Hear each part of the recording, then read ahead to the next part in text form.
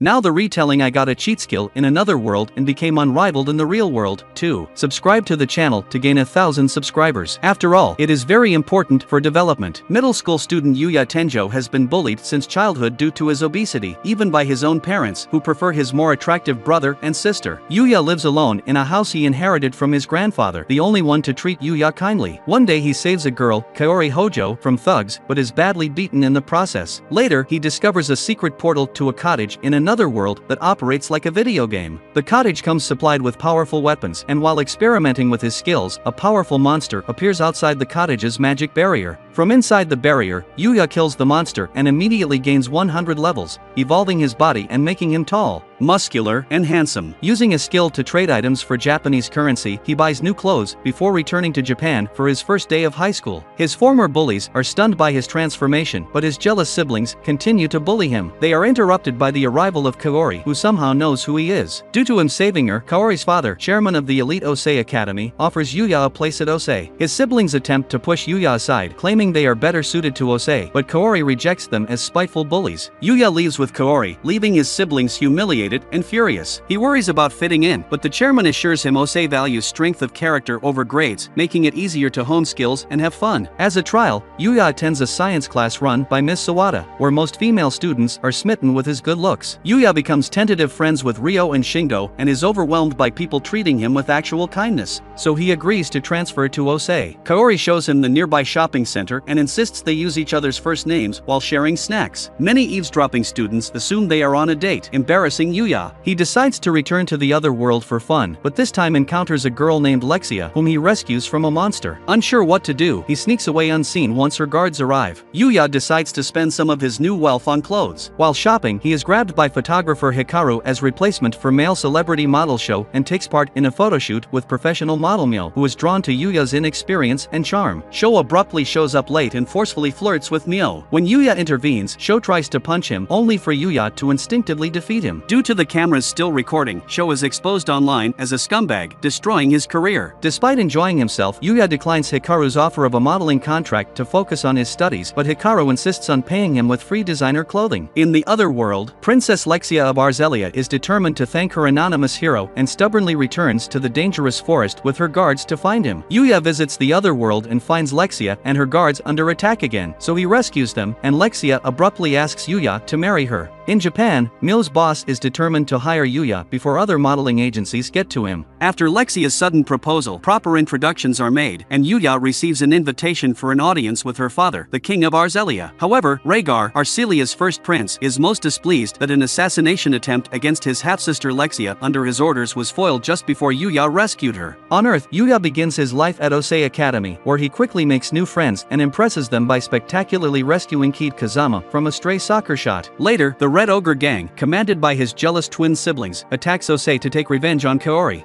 Though momentarily paralyzed by his self-doubts, Yūya gathers his courage and single-handedly takes down the entire gang. When the police arrive and arrest the gang, the Red Ogre's leader tries to kill Yoda and Sora for getting them into this mess, but Yūya rescues his siblings, leaving them deeply ashamed of their past mistreatment of him. On another expedition in the other world's monster forest, Yūya encounters and rescues a black Fenrir puppy, whom he adopts as a pet and names Night. As he takes Night for walks in his neighborhood on Earth, Yūya inadvertently draws even more positive attention to himself and also meets Kaori and Mio by chance. After Night proves more capable than his appearance suggests, he accompanies Yūya on his monster-slaying exploits, during one of which they slay a crystal deer, which wields both fire and water magic. A drop item it leaves behind after getting killed bestows Yūya with an instant hot bath whenever he needs it. On another trip, they discover a cave containing a man's skeletal remains and a tome labeled the Book of the Sage. In the meantime, an infamous assassin named Headhunter is hired by Rhaegar's agents to kill Princess Lexia. The book is the Journal of the Sage, the original owner of Yuya's cottage, who mastered every known skill and was invited to become a god but declined in favor of retaining his humanity. The book warns Yūya to cultivate friends who will never fear him, no matter how strong he becomes.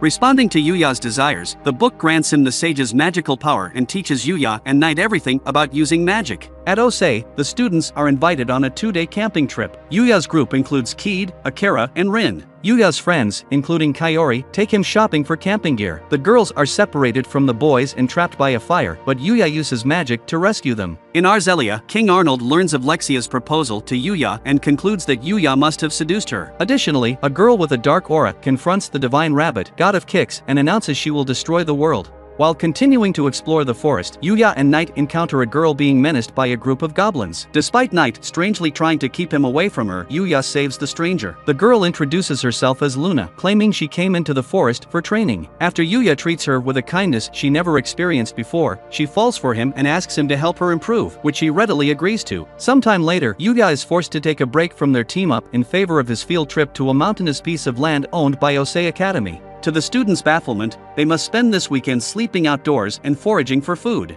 Yuya once again impresses his fellow students by hand-catching fish for dinner. In the other world, however, Luna is revealed to be Headhunter. After returning to camp and as the only one of his team with cooking skills, Yuya turns the foraged ingredients into a delicious meal, causing Ms. Sawada to promptly propose to him, much to the perturbation of Yuya's female admirers. The next day, a wild bear strays into the camping area. When Ms. Sawada is attacked, Yuya subdues the beast barehandedly, and the Academy administration decides to keep it around as a guard animal. On the day he is scheduled to meet Lexia's father, Yuga thwarts Luna's attack on the princess and knocks her out. Unable to believe she is evil and curious about her reasons, Yuya, spontaneously joined by Lexia, teleports them all to the sage's hut to treat Luna's injuries. After learning about Yuya's relationship with her, Lexia questions Luna, who reveals her life story before she became an assassin for the Guild of Darkness, and her latest mission is to kill Lexia. Expecting to be executed, Luna is surprised when Yuya and Lexia extended their friendship to her. The princess appoints Luna as her bodyguard, and both ladies declare their affection for Yuya to each other. After spending the night in the hut, Yuya escorts the two ladies to the edge of the forest, where he parts ways with them since he has school the next day.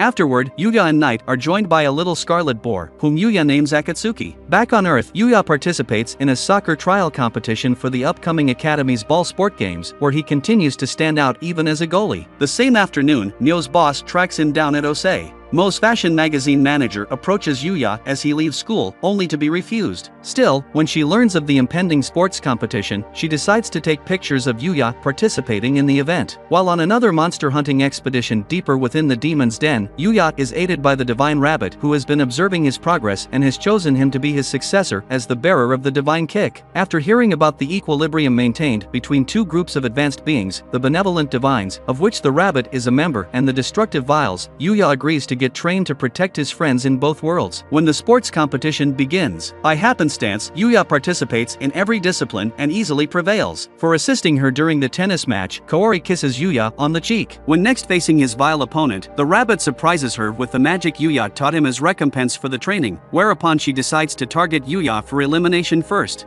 Yuya and Kaori begin spending more time together as they prepare for their exams. While in Yuya's home, Kaori accidentally discovers the gate to the other world. Yuya divulges his secret to Kaori, and she promises to keep it. In the capital of Arzelia, Lexia introduces Luna to her father, and as the circumstances for Luna's conversion are explained, King Arnold grows even more enraged at Yuya's indecencies against his daughter. Upon hearing this news, Rhaegar decides to accelerate his plans to assassinate his father and Lexia and claim the throne. After gaining a holiday following the competition, Yuya goes to the royal palace to meet the king, but his awkwardness worsens the king's bad impression of him even more. Rhaegar's agents attack with a magic-suppressing barrier, but Yuya handily defeats the assailants.